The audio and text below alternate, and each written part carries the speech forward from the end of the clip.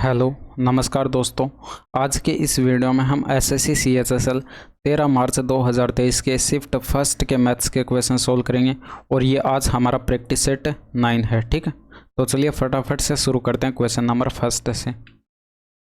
इसमें देखिए आपको दिया गया यदि x प्लस 1/x बराबर -2 तो इसका मान कैलकुलेट करके बताना।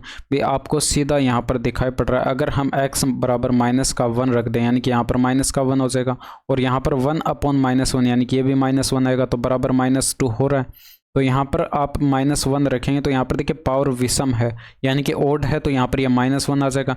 यहाँ पर भी ओड है तो ये भी -1 और यहाँ पर देखिए इवन है यानी कि पावर यहाँ पर सम है तो ये +1 आएगा और ये +1। ठीक है, तो ये बराबर आपके पास यहाँ पर बराबर कितना आ जाएगा 0। ठीक है, नेक्स्ट देखें। इसमें देखिए ट्रायंगल एबीसी की माध्यिका एडी दे रखा है। ट्रायंगल एबीसी का केंद्रक सी है यदि एजी बराबर 14 सेंटीमीटर और एडी की लंबाई कितनी होगी। तो यहाँ पर एक ट्रायंगल हम बना लेते हैं। ये आपको एक त्रिभुज दे रखा है, ठीक है, और ये ए बी और सी, एडी इसकी आपको ये माध्यिका दे रखी है। अब यहाँ पर ये एडी जो है आपको इसकी माध्यिका दे रखी है। अब ये पता होगा आपको कि केंद्रक जो है ये इस माध्यिका को 2:1 में बांटता है। ठीक है, और ये केंद्रक आपको जी दे रखा है तो यहाँ से आपके पास ए सी और यहाँ पर जी डी का रेशियो जो है ए सी और जी डी का रेशियो कितना आ जाएगा, ये 2:1 आ जाएगा। ठीक है, अब टोटल एडी की बात हो रही है तो एडी टोटल आपके पास कितना हो जाएगा, 2 1 3 यूनिट हो जाएगा। लेकिन आपको एसी का मान दिया गया, कितना दिया गया, 14 दिया गया। कितना गुना दे रखा है, 7 गुना दे रखा है। तो ये एडी भी आपके पास टोटल 3 यूनिट ना होकर 3 का 7 गुना करेंगे 21 सेंटीमीटर आपके प्रश्न का सही जवाब हो जाएगा। ठीक है, इसमें देखिए 12 सेंटीमीटर त्रिज्या वाले एक ठोस अर्धगोले को पिघलाकर 6 सेंटीमीटर त्रिज्या की कितने ठोस गोलाकार गेंदें बनाई जा सकती हैं, यानी कि आयतन बराबर होगा। तो यहाँ पर जो है ये अर्धगोला दे रखा है, इसका आयतन कितना हो जाएगा 2/3 पाई आर क्यूब। आर का क्यूब करेंगे यानी कि 12 का क्यूब। देखिए वैसे 1728 होता है लेकिन नहीं भी पता है तो भी आप इसको कर पाएंगे। ठीक है, 12 का स्क्वायर कर दीजिए यानी कि 144 और इंटू में 12 कर दीजिए, 12 का क्यूब हो जाएगा। ठीक है, और ये बराबर आना चाहिए। मान लेते कि यहाँ पर x गेंदें बनाएगी। ठीक है, x गोलाकार गेंदें बनाएगी और एक गेंद का आयतन कितना हो जाएगा 4/3 इंटू में पाई आर का क्यूब यानी कि 6 का क्यूब करेंगे तो 216 हो जाएगा। तो ये देखिए 1/3 पाई से 1/3 पाई यहाँ पर कट जाएगा। इसके अलावा यहाँ पर देखिए अगर 2 से इसको काटेंगे तो ये आपके पास 4 कटेगा 2 बार और 2 से ये 6 बार कट जाएगा 12। ठीक है, 6 से ये कटेगा ये 216 36 आएगा और 36 से ये कटेगा 144, आपको पता है 4 आ जाएगा। ठीक है, तो x बराबर कितना आ चुका है 4। x हमने इन गेंदों की संख्या मानी थी यानी कि 4 गेंदें यहाँ पर बनाई जा सकती हैं। नेक्स्ट देखिए, एक निश्चित मूलधन पर 8% वार्षिक दर पर 3 वर्षों में अर्जित साधारण ब्याज आपको दे रखा है ₹1200। 2 वर्षों में 10% वार्षिक दर पर उस मूलधन की 2 गुनी राशि पर अर्जित चक्रवर्ती ब्याज कितना होगा। तो सिंपल है यानी कि P वो राशि मान लीजिए, रेट ऑफ इंटरेस्ट 8 टाइम 3 वर्ष का डिवाइड करेंगे 100 से तो ब्याज आपको 1200 दे रखा है तो बराबर 1200 हो जाएगा। अब यहाँ से देखिए 8 त्रिका 24 होगा, 24 पंच 120 यानी कि बराबर 50 आ जाएगा और ये P बराबर कितना आ जाएगा 5000 आ जाएगा। तो इसका 2 गुना करेंगे तो ये आपके पास राशि कितनी हो जाएगी भाई, अब आपके पास नई राशि P डैश जो है वो कितनी हो जाएगी 10,000 हो जाएगी। ठीक है, अब यहाँ पर 10% का मतलब होता है 1/10 यानी कि 10 पर 1 का ब्याज मिला तो 10 की राशि कितनी हो जाएगी 11 हो जाएगी। लेकिन यहाँ पर 2 वर्ष की बात हो रही है तो पावर 2 कर देंगे तो 100 की राशि कितनी हो जाएगी 121 हो जाएगी। तो ब्याज देख लीजिए कितने का मिला 21 का मिला। लेकिन यहाँ पर जो है ये आपको राशि बताई गई थी, यहाँ पर ये आपके पास यहाँ पर राशि 2 गुनी दे रखी थी यानी कि इस 5000 का, तो ये कितना हो जाएगा, ये आपको यहाँ पर 10,000 ये आपने कैलकुलेट की थी 10,000। ठीक है, इसका कितना गुना है 100 गुना है। तो ये आपके पास जो ब्याज मिला है चक्रवर्ती ब्याज मिला है ये भी 21 ना होकर 21 का 100 गुना करेंगे यानी कि 2100 आपके प्रश्न का सही जवाब हो जाएगा। ठीक है, नेक्स्ट देखिए। अब ये देखिए फॉर्मूला होता है, अगर आपको ये पता है यहाँ पर अगर गुणा में अगर इसके 1/2 होता तो ये बराबर फॉर्मूला किसका बन जाता, a cube plus b cube और प्लस में c क्यूब और माइनस का 3abc। अगर देखिए फॉर्मूला आपको पता है तो डायरेक्ट आपको आंसर दिखाई पड़ रहा होगा भाई। यहाँ पर ये बट्टे में 2 लिखा हुआ है, ये इधर क्या आ जाएगा इसके गुणा में आ जाएगा। अगर इसमें गुणा करेंगे तो ये 2 हो जाएगा, यहाँ पर भी 2 हो जाएगा, यहाँ पर भी 2 हो जाएगा और यहाँ पर ये 6 हो जाएगा। ठीक है, तो ये आपको ऑप्शन नंबर 3 में दिखाई पड़ रहा है। ऑप्शन नंबर 3 आपके प्रश्न का सही जवाब हो जाएगा। इसमें देखिए J2 बट्टा J1 कैलकुलेट करके बताना। तो J2 देखिए क्या है, सभी 5 वर्षों में कंपनी C1 और C2 की कुल बिक्री के बीच का अंतर। तो C1 और C2 का आपको टोटल करके उनका डिफरेंस लेना पड़ेगा। तो ये कितना हो जाएगा 600 और ये 600 1200 हो जाएगा, 1200 और 500 हो जाएगा, ये 1700, 1200 और 500 कितना हो जाएगा, ये हो जाएगा 1700 और ये हो जाएगा 2000। ठीक है, इसके बाद यहाँ पर C2 का टोटल करेंगे तो ये 1000, ये 1700 हो गया और यहाँ पर ये 800 ऐड करेंगे तो ये 2500 हो जाएगा, ये 2700 और ये 2800 इनका टोटल हो जाएगा। ठीक है, इनका डिफरेंस लेंगे तो ये 800 आएगा। ये आपके पास J2 का मान कैलकुलेट होकर आ चुका है। ठीक है, अब J1 आपको कैलकुलेट करना है। भाई J1 आपसे क्या बोला गया यहाँ पर, Y1 Y2 और Y3 में कंपनी C1 की औसत बिक्री। तो यहाँ पर देखिए Y1 Y2 Y3 और इनका टोटल करके इसमें 3 का भाग लगा देंगे। तो यहाँ पर जो है ये आपके पास C1 का देखना है तो यहाँ पर ये 200 हो जाएगा और ये आपके पास 400 600 और ये 1200। भाई 1200 में अगर आप 3 का भाग लगाएं तो ये 400 आपके पास जो निकल के आएगा, ये आपके पास J1 का मान है। आपको J2 बट्टे J1 कैलकुलेट करके बताना था। तो J2 है 800 और ये है आपका यहाँ पर 400। तो 2 आपके प्रश्न का सही जवाब हो जाएगा। नेक्स्ट देखिए, अब वही क्वेश्चन यहाँ पर इंग्लिश में लिखा है तो जो इंग्लिश वाले यहाँ से पढ़ सकते हैं। इसमें देखिए एक समबाहु त्रिभुज की माध्यिका जो है 15√3 सेंटीमीटर, इस त्रिभुज की भुजा की लंबाई कितनी होगी। एक चीज़ यहाँ पर देखिए, समबाहु त्रिभुज आपको ये दे रखा है, ठीक है, इक्विलेटरल ट्रायंगल। अब इसकी माध्यिका जो है इसकी हाइट होती है और इसके हाइट का फॉर्मूला जो है वो हमारे पास होता है √3/2 इंटू में भुजा, और ये बराबर आपको कितना दे रखा है 15√3 दे रखा है। तो ये √3 से √3 कैंसिल, ए बराबर कितना आ जाएगा 30 सेंटीमीटर आपके प्रश्न का सही जवाब हो जाएगा। अब इसको देखिए सिंप्लीफाई करना है तो ये अगर आप ये यहाँ पर ये पता, ये आपको यहाँ पर दिखाई पड़ रहा है भाई ये इसका 5 गुना दे रखा है, यानी कि ये 5 गुना करेंगे तो यही आएगा। ठीक है, तो ये 5 बार कट जाएगा और ये 525 और 5 कितना हो जाएगा 530 हो जाएगा, माइनस 290 करेंगे तो 40 और ये 200 यानी कि 240 आपके प्रश्न का सही जवाब हो जाएगा। ठीक है, इसमें देखिए सभी विषयों में ए द्वारा प्राप्त किए गए अंक बी द्वारा सभी विषयों में प्राप्त किए गए अंकों का कितना प्रतिशत है। तो जो इंग्लिश वाले हैं वो यहाँ से इसे पढ़ सकते हैं। और देखिए इसमें डेटा भी आपको थोड़ा क्लियर दिखाई पड़ रहा होगा। आप यहाँ पर क्या करेंगे, ए का यहाँ पर टोटल करेंगे और यहाँ पर बी का टोटल करेंगे। तो यहाँ पर ए का टोटल करेंगे तो ये ब्लैक डॉट वाला आपको ये दिखाई पड़ रहा होगा, ये 100 हो जाएगा, ये 120 हो जाएगा और ये आपके पास यहाँ पर 60, ये आपके पास 220 हो जाएगा। ठीक है, और 280 और 380 हो जाएगा, 380 और ये 40 हो जाएगा, 420 520 और ये 580 और ये आपके पास 630 और 730, ये आपके पास इनका टोटल हो जाएगा। ठीक है, अब जो बचे हैं बी, इनका भी टोटल कर लेते हैं। भाई बी का यहाँ पर टोटल करेंगे तो ये 70 और ये यहाँ पर 180 लिखा हुआ है तो ये हो जाएगा 150 हो जाएगा और ये 250 हो जाएगा। ठीक है, और 250 और ये 70 यानी कि 300, ये आपके पास यहाँ पर 320 420 यहाँ पर ये हो जाएगा और 430 530 और ये आपके पास 560 660 और 80 कितना हो जाएगा 740 हो जाएगा। तो ये 740 इनका टोटल है। ये इसका कितना प्रतिशत है यही आपको कैलकुलेट करके बताना है। 0 से 0 कट गया, 2 से कटेगा तो ये हो जाएगा 3 दूनी का 6 7 दूनी का 14 37 हो जाएगा। इसके अलावा ये 2 से कटेगा तो ये 50 हो जाएगा। ऊपर 5 3 का 15 हो जाएगा और यहाँ पर जो है 35 और 1 36 हो जाएगा और यहाँ पर ये आपके पास 0 आ जाएगा। ठीक है, और बट्टे में जो है 37। अब देखिए 37 का भाग इसमें लगाना पड़ेगा तो 10 बार तो जाएगा नहीं, यानी कि भाग जाएगा 9 बार, तो 2 ऑप्शन तो ऐसे कैंसिल हो गए। ठीक है, अब देख लीजिए या तो 8 आएगा या 2 आएगा।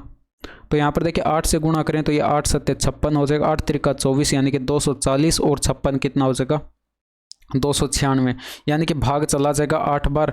तो यहाँ पर ये ऑप्शन नंबर 3 जो है ये आपके प्रश्न का सही जवाब हो जाएगा। ठीक है, तो इस तरह से आप इसको कैलकुलेट कर सकते हैं। इसमें देख लीजिए यहाँ पर एक पुरुष और महिला द्वारा जो है एक कार्य को पूरा करने में लिए गए समय का अनुपात आपको दे रखा है 2:3। देखिए समय का अनुपात दे रखा है, पुरुष और महिला एक साथ काम को 24 दिनों में पूरा कर सकते हैं, महिला अकेले उस काम को कितने दिनों में पूरा कर सकते हैं। देखिए मेल और फीमेल का यहाँ पर रेशियो दिया गया, ये टाइम का रेशियो दे रखा है 2:3। तो इनकी एफिशिएंसी का रेशियो जो है वो आपके पास यहाँ पर क्या हो जाएगा, इनका उल्टा हो जाएगा, यानी कि 3:2 हो जाएगा। तो यहाँ पर देखिए 3 और 2 5 की एफिशिएंसी से ये 24 दिन में काम कर सकते हैं, तो यहाँ पर ये टोटल वर्क हो जाएगा। अब यहाँ पर महिला का पूछा गया अकेले का, ठीक है, तो महिला अकेले काम करेगी 2 की एफिशिएंसी से, तो 2 का इसमें डिवाइड कर देंगे, 12 बार कटेगा, 12 पंचे 60, यहाँ पर 3 आपके प्रश्न का सही जवाब हो जाएगा। ठीक है, तो ऑप्शन नंबर 3 आपके प्रश्न का सही आंसर है। इसमें देखिए दी गई भिन्नों में से सबसे बड़ी और सबसे छोटी भिन्न का अंतर क्या है, ये आपको कैलकुलेट करके बताना है। तो यहाँ पर जो है आप क्या करेंगे, अंश में यहाँ पर देखिए आपको आसान दिखाई पड़ रहा है बराबर बनाने के लिए, तो यहाँ पर आप अंश में क्या करेंगे, 5 ये 3 और 6 का एलसीएम आपको 30 दिखाई पड़ा, तो आप ऊपर अंश में 30 बनाएंगे, तो यहाँ पर ये आपको 6 से गुणा करना पड़ेगा, यानी कि 30/66 हो जाएगी, और यहाँ पर भी 6 से यानी कि 30/42 हो जाएगा, और यहाँ पर 10 से यानी कि 30/80 हो जाएगा, और यहाँ पर जो है आपको 5 से गुणा करना पड़ेगा, तो ये 30/65 हो जाएगा। तो आपको पता है कि जितनी छोटी संख्या का आप यहाँ पर भाग लगाएंगे वो आपके पास बड़ी संख्या आएगी, यानी कि यहाँ पर देखिए अंश में तो आपके पास बराबर हो चुका है, उससे हमें कोई मतलब नहीं है। तो अंश में यहाँ पर देखिए सबसे छोटी वैल्यू यहाँ पर दे रखी है, यानी कि यहाँ पर इसका भाग लगाएंगे तो ये आपके पास मैक्सिमम मान आएगा। ठीक है, सबसे बड़ी संख्या आएगी, और देखिए सबसे बड़ी संख्या का अगर भाग लगाएंगे तो ये आपके पास सबसे छोटी संख्या आएगी, यानी कि मिनिमम संख्या।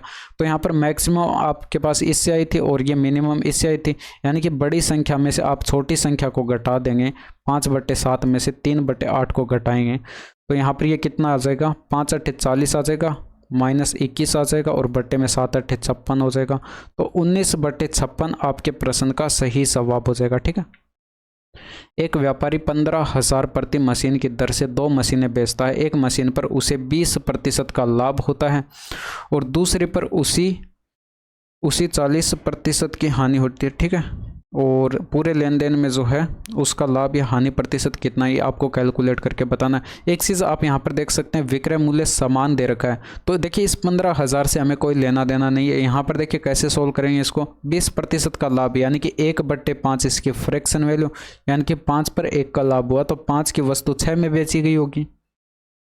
40% की हानि यानी कि 2/5 इसकी फ्रैक्शन वैल्यू, यानी कि 5 की वस्तु 2 कम में, यानी कि 5 की वस्तु यहाँ पर 3 में बेची गई होगी। लेकिन विक्रय मूल्य तो हमारा समान था, तो इसको बराबर बनाना पड़ेगा। भाई यहाँ पर ये 6 यूनिट है, तो इसको भी 6 यूनिट बनाने के लिए 2 से गुणा करना पड़ेगा, तो ये 6 बन जाएगा, और ये 2 से गुणा करेंगे तो ये 10 हो जाएगा। ठीक है, अब टोटल कैलकुलेट कर लीजिए। भाई टोटल आपके पास क्रय मूल्य कितना हुआ, 15 यूनिट हुआ, और टोटल विक्रय मूल्य कितना हुआ, 6 और 6 यानी कि 12 यूनिट हुआ। तो 15 की वस्तु 12 में बेची गई, यानी कि 3 का यहाँ पर लॉस हुआ। 3 का लॉस हुआ कितने पर, 15 पर, और गुणा करेंगे 100 से, तो यहाँ पर ये आपको दिखाई पड़ रहा है 20% आएगा। और ये देखिए माइनस का चिन्ह आ रहा है, इसका मतलब यहाँ पर ये लॉस हो रहा है। ठीक है, तो यहाँ पर ये आपके पास 20% की हानि होगी, यानी कि ऑप्शन नंबर 4 आपके प्रश्न का सही जवाब हो जाएगा। अब इसमें देखिए 10 क्रमागत पूर्णांकों का औसत आपको दे रखा है। पहले 3 पूर्णांकों का औसत क्या होगा, देखिए 33/2 का मतलब क्या होता है, 16.5 हो जाएगा। अब ये यहाँ पर पूर्णांक तो है नहीं, यानी कि इन 10 क्रमागत पूर्णांकों में ये संख्या काउंट नहीं होगी। ठीक है, तो ये काउंट नहीं होगी, इसका मतलब यहाँ पर 5 संख्या इसके पहले रही होगी और 5 संख्या इनके बाद रही होगी। ठीक है, 5 इधर रही होंगी और 5 इधर रही होंगी, तो 5 इधर जो संख्याएं रही थी उनको हम यहाँ पर लिख लेते हैं। भाई 16 रहा होगा इससे पहले। ठीक है, ये पूर्णांक है। ठीक है, इससे पहले 15 भी रहा होगा, इससे पहले 14 भी रहा होगा, और इससे पहले 13 भी रहा होगा, और इससे पहले यहाँ पर 12 भी रही होगी। ठीक है, तो यहाँ पर ये आपके पास संख्या आ जाएंगी। ठीक है, और पहली आपको ये 3 संख्याएं लेनी है, यानी कि 12, 13 और 14, इनका 3 का एवरेज कैलकुलेट करेंगे तो इनके बीच की संख्या ये आपके पास इनका एवरेज होगी, यानी कि 13 आपके प्रश्न का सही जवाब हो जाएगा। हालांकि देखिए टोटल करके आप इनका 3 से डिवाइड करेंगे तब भी आपके पास 13 ही आएगा।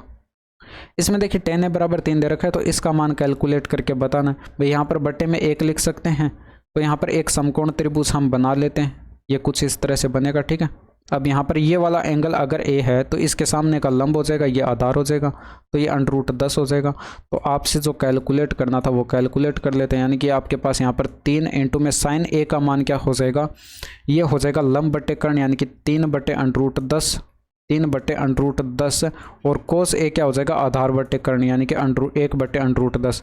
तो ये 9/10 आपके प्रश्न का सही जवाब हो जाएगा। नेक्स्ट देखें, दो वृत्तों की त्रिज्या आपको दे रखी है, उनके केंद्रों के बीच की दूरी 17 सेंटीमीटर है, सीधी उभयनिष्ठ स्पर्श रेखा की लंबाई बतानी है। भाई R1 R2 और ये D दे रखा है, तो फॉर्मूला मैंने इसका आपको बता रखा है। अंडर के अंदर क्या होता है, D का स्क्वायर और माइनस कर देते हैं R1 माइनस R2 का होल स्क्वायर। देखिए अगर यहाँ पर ये आपके पास यहाँ पर ट्रांसवर्स कॉमन टेंजेंट होती, अनुप्रस्थ उभयनिष्ठ स्पर्श रेखा होती, तब आप यहाँ पर क्या करते हैं, R1 प्लस R2 का होल स्क्वायर करते हैं। ठीक है, तो इसको कैलकुलेट कर लीजिए। अंडर के अंदर 17 का स्क्वायर 289 हो जाएगा, माइनस त्रिज्याओं का डिफरेंस 8 का है, 8 का स्क्वायर 64।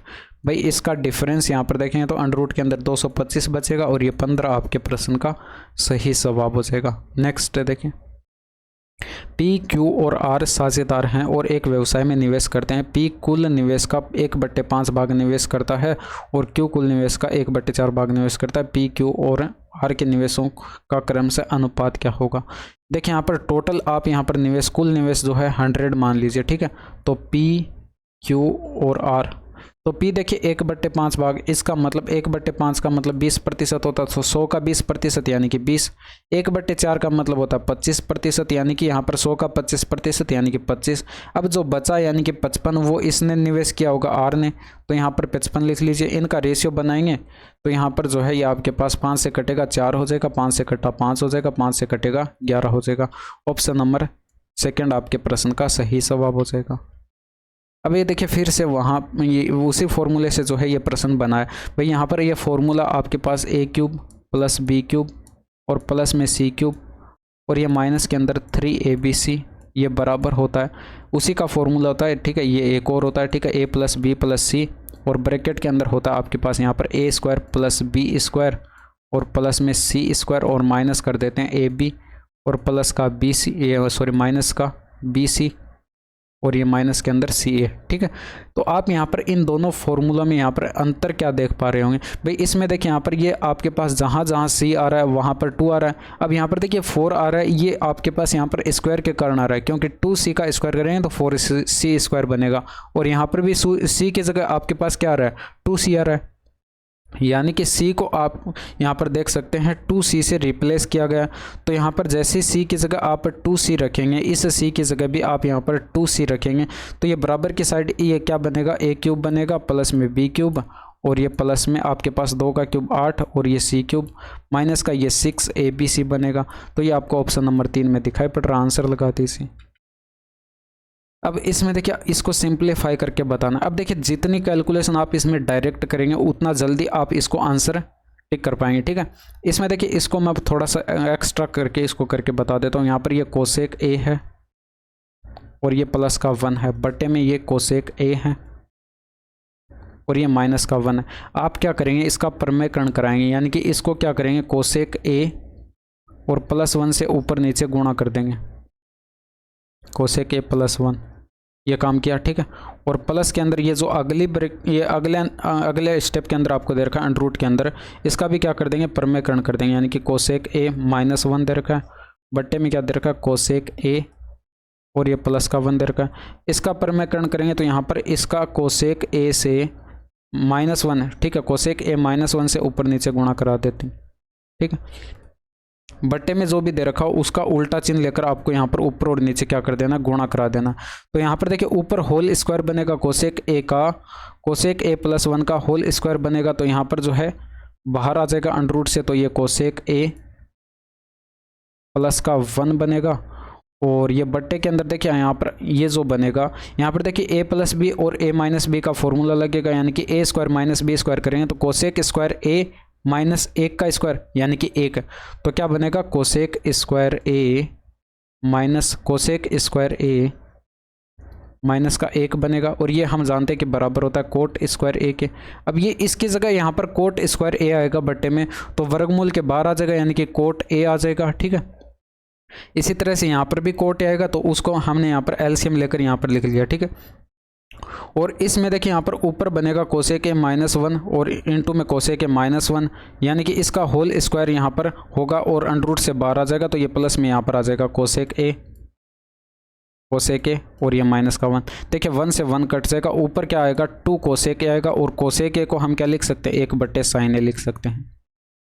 इसके बाद यहाँ पर ये कोट ए को आप यहाँ पर क्या लिख सकते हैं, कोस ए बट्टे साइन ए लिख सकते हैं। अब ये ऊपर मल्टीप्लाई में ले जाएंगे तो ये पलट जाएगी, यानी कि साइन ए बट्टे में क्या हो जाएगा, कोस ए हो जाएगा। तो यहाँ पर साइन ए से साइन ए कट जाएगा और ये आपके पास 1 बट्टे कोस ए क्या होता है, सेक ए होता है, यानी कि 2 सेक ए आपके प्रश्न का सही जवाब हो जाएगा। नेक्स्ट देखिए, इसमें देखिए इसका मान कैलकुलेट करके बताना है। तो यहाँ पर जो है कोस स्क्वायर ए है, इसको आप क्या लिख सकते हैं, 1 माइनस साइन स्क्वायर ए लिख सकते हैं।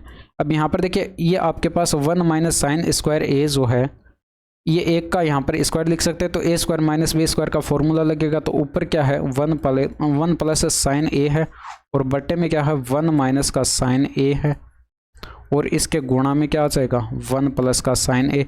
अब ये आप देख रहे होंगे यहाँ पर ये इससे कट जाएगा तो बचा क्या, 1/1 माइनस साइन ए। तो 1/1 minus sine A option number 4 आपके प्रश्न का सही जवाब हो जाएगा। एक वस्तु के मूल्य में 25% की कमी की जाती है और इसलिए वे को समान रखने के लिए एक परिवार ने जो है उस वस्तु की खपत में 20 kg की वृद्धि की। तो परिवार के पहले खपत कितनी थी। देखिए 25% की फ्रैक्शन वैल्यू क्या होती है, 1/4 होती है, यानी कि यहाँ पर जो है मूल्य में 4 पर 1 की कमी, यानी कि 4 से मूल्य क्या हो गया होगा, 3 हो गया। ठीक है।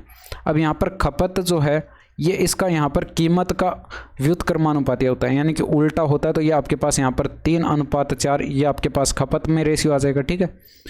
अब यहाँ पर देखिए वे को समान रखा गया है। ठीक है। तो ये आप यहाँ पर नॉर्मली सोच सकते हैं। यहाँ पर देखिए जब किसी वस्तु के मूल्य में कमी होती है तो खपत यानी कि उसका जो है आप यहाँ पर इस्तेमाल ज़्यादा करने लगेंगे। ठीक है। और वे देखिए यहाँ पर समान रखना है। तो यहाँ पर देख लीजिए खपत में कितने की कमी हुई, एक यहाँ पर खपत में वृद्धि कितने की हुई, 1 यूनिट की हुई, जबकि क्वेश्चन में बोली गई यहाँ पर 20 kg की हुई। तो 1 यूनिट का मान 20 kg दे रखा है। तो पहले खपत आपकी कितनी थी, ये 3 यूनिट थी, यानी कि ये भी आपके पास 3 ना होकर 3 का 20 गुना करेंगे, यानी कि 60 kg आपके प्रश्न का सही जवाब हो जाएगा। नेक्स्ट देखें, एक दुकानदार किसी वस्तु के अंकित मूल्य पर 20% का बट्टा देता है जिससे उसे जो है 5% की हानि होती है। यदि वस्तु को अंकित मूल्य पर बेचा जाए तो लाभ प्रतिशत कैलकुलेट करके बताना। देखिए यहाँ पर 5% का, यहाँ पर 5% की फ्रैक्शन वैल्यू 1/20, 20 पर 1 की यहाँ पर हानि हुई, यानी कि 20 की वस्तु 19 में यहाँ पर बेची गई होगी। ये CP हो जाएगा और ये SP हो जाएगा। तो बीच में यहाँ पर मार्क प्राइस रहा होगा वो मान लीजिए X है। ठीक है। अब छूट यहाँ पर 20% की दी गई है। 20% का मतलब होता है 1/5, यानी कि 5 पर 1 की छूट दी गई।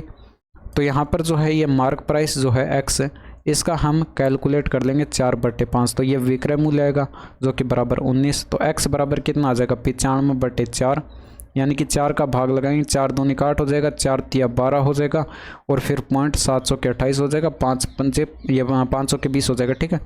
तो यहाँ पर देख लीजिए अगर इसे मार्क प्राइस पर बेचा जाता तो यहाँ पर 3.75 का प्रॉफिट होता।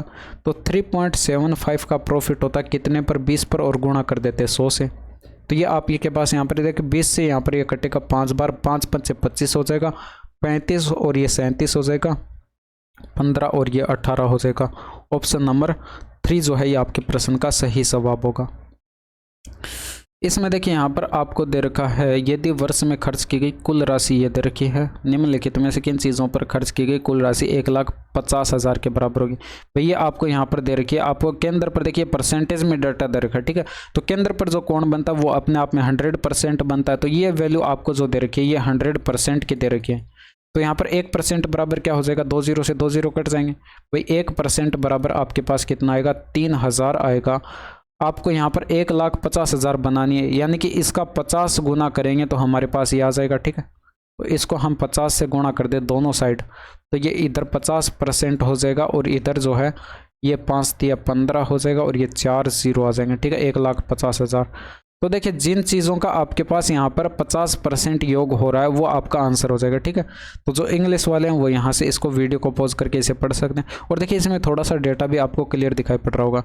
इसमें देखिए पहले ऑप्शन में देखेंगे तो एजुकेशन, अदर्स और सेविंग का देखेंगे तो एजुकेशन का यहाँ पर 25% लिखा हुआ है और अदर्स का यहाँ पर जो है 15% लिखा हुआ है, कितना हो गया 40%, और सेविंग का यहाँ पर 20, यानी कि 60% आ रहा है, जबकि आना 50% चाहिए था। तो ये फर्स्ट जो है ये इनकरेक्ट हो जाएगा। सेकंड में चेक कर लेते हैं, ट्रांसपोर्ट, यानी कि आपका यहाँ पर जो है ये आपका यहाँ पर लिखा हुआ है फिर ट्रांसपोर्ट का देखेंगे तो ये आपके पास यहाँ पर 10% लिखा हुआ है। और इसके अलावा यहाँ पर अदर्स का देखेंगे तो ये यहाँ पर 15% यानी कि 25%, तो ये हो गया। और एजुकेशन का यहाँ पर देखेंगे तो एजुकेशन का भी आपके पास यहाँ पर 25% लिखा हुआ है, तो 50% आपके पास इनका टोटल आ रहा है। यानी कि आंसर जो है ये आपका ऑप्शन नंबर सेकेंड जो है ये आ जाएगा। ठीक है, अब इसमें देखिए ट्रायंगल एस टी यू में एस एक्स टी यू पर माध्यिका है। यदि एस एक्स बराबर टी एक्स है तो इसका मान, एंगल का मान कैलकुलेट करके बताना है टी एस यू। ठीक है, तो यहाँ पर इसको सोल्व कर लेते हैं। एक यहाँ पर ट्रायंगल हम बना लेते हैं। ये आपके पास यहाँ पर एक ट्रायंगल दे रखा है एस टी यू। अब इसमें एस एक्स इसकी माध्यिका दे रखी है, तो ये एस एक्स इसकी क्या हो जाएगी, माध्यिका हो जाएगी। अब ये आपको पता है यहाँ पर कि यहाँ पर माध्यिका जो है सामने की भुजाओं को बराबर बराबर भागों में बांटती हैं। और इसके अलावा एस एक्स बराबर टी एक्स दे रखा है, यानी कि टी एक्स जितना है उतना ही आपका एस एक्स है। ठीक है, तो यहाँ पर ये कोण जो है 90 डिग्री का बनता है, ये आपको डायरेक्ट याद रखना। अब ये बनता कैसे, इसको भी हम प्रूफ यहाँ पर कर लेते हैं। ठीक है, अगर यहाँ पर देखिए ये वाली भुजा इस भुजा के बराबर है तो ये दो कोण आपस में बराबर हो जाएंगे समद्विबाहु त्रिभुज में। ठीक है, तो ये अल्फा, तो ये भी अल्फा हो जाएगा यहाँ पर इतना कोण। अगर यहाँ पर देखिए आपके पास ये भुजा इसके बराबर है तो ये भी समद्विबाहु त्रिभुज बन रहा है, यानी कि ये अगर बीटा है तो ये भी क्या हो जाएगा, बीटा हो जाएगा। अब एक चीज़ आप यहाँ पर देख सकते हैं, अगर ये वाला एंगल हम थीटा मान लें तो ये इधर वाला एंगल क्या बचेगा, 180 डिग्री माइनस का थीटा बचेगा। ठीक है, तो आप यहाँ पर क्या करेंगे, तीनों कोणों का योग करेंगे, यानी कि ये वाला जो ट्रायंगल बन रहा है इधर के साइड, इसका अगर तीनों कोणों का योग करेंगे तो ये 2 बीटा प्लस में 180 डिग्री माइनस का थीटा बनेगा। और ये बराबर 180 डिग्री होना चाहिए टोटल कोण। ठीक है, तो 180 से 180 कट जाएगा, यानी कि यहाँ से थीटा बराबर क्या आ जाएगा, 2 बीटा आ जाएगा।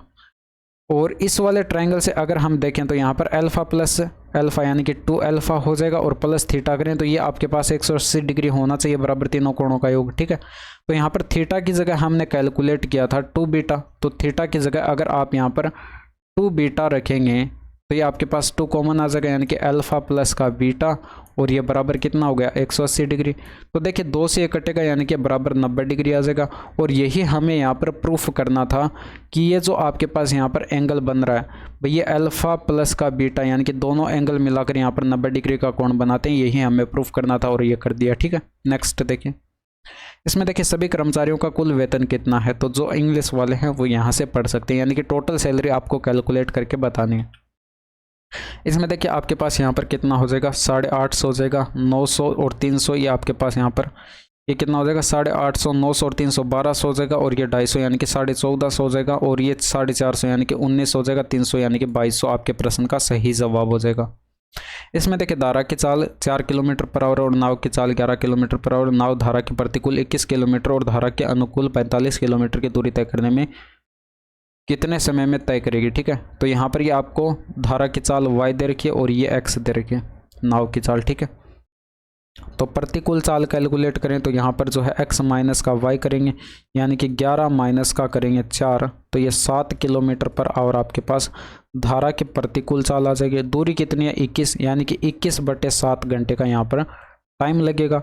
इसके बाद इसमें देख लेते हैं अनुकूल चाल, यानी कि अनुकूल चाल कैलकुलेट करेंगे तो x प्लस का y होगी, यानी कि 11 प्लस का 4 करेंगे तो 15 किलोमीटर पर आवर आपके पास ये अनुकूल चाल आ जाएगी।